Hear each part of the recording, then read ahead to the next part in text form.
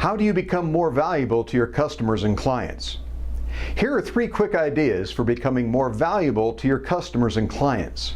First, look for problems you didn't create and then fix them. What did another vendor or provider do that you can easily remedy? Even though you weren't the cause, you'll get credit and likely more revenue and loyalty. Second, educate better. The more your customer knows about how to use and benefit from your products or services, the more value they'll enjoy.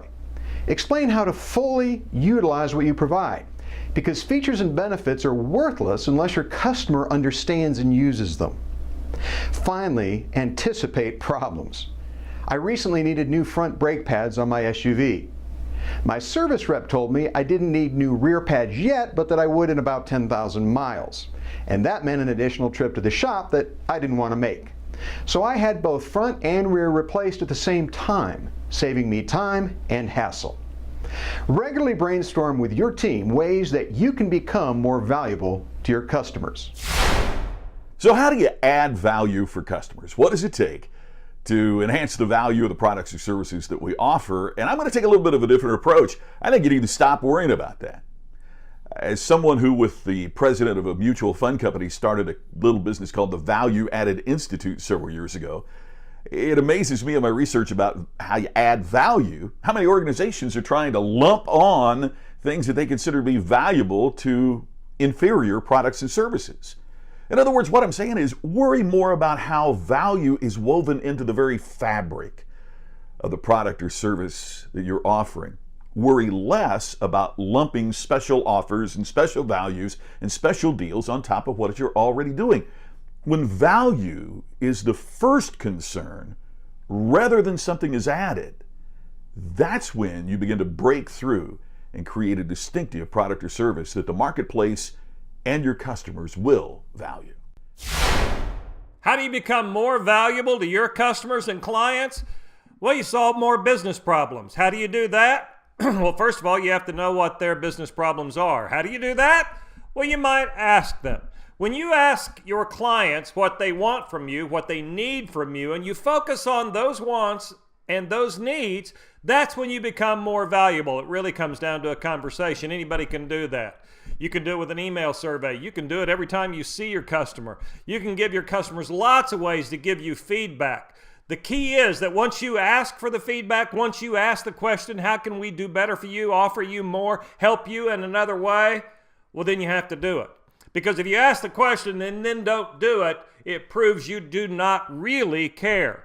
Prove to your customers that you really care, one, by asking, and then by listening, and then by taking action. It works every single time.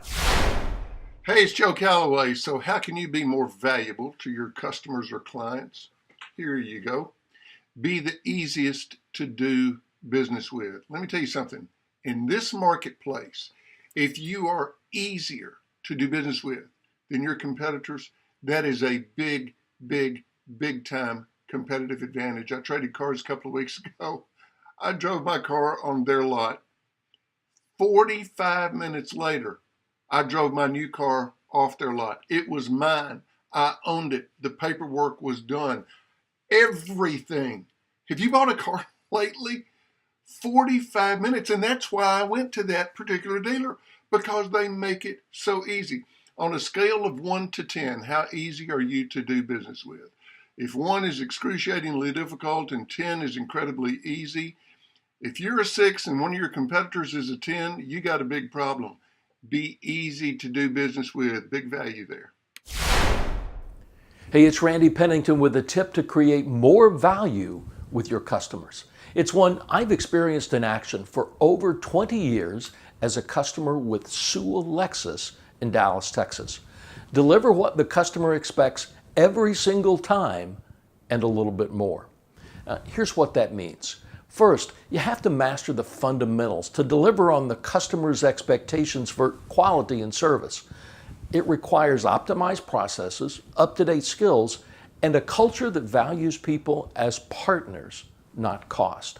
The little bit more piece happens when you empower competent and engaged people to go above and beyond expectations. It's been a winning formula for over 100 years at Sewell. It'll work for you too. I'll see you next time.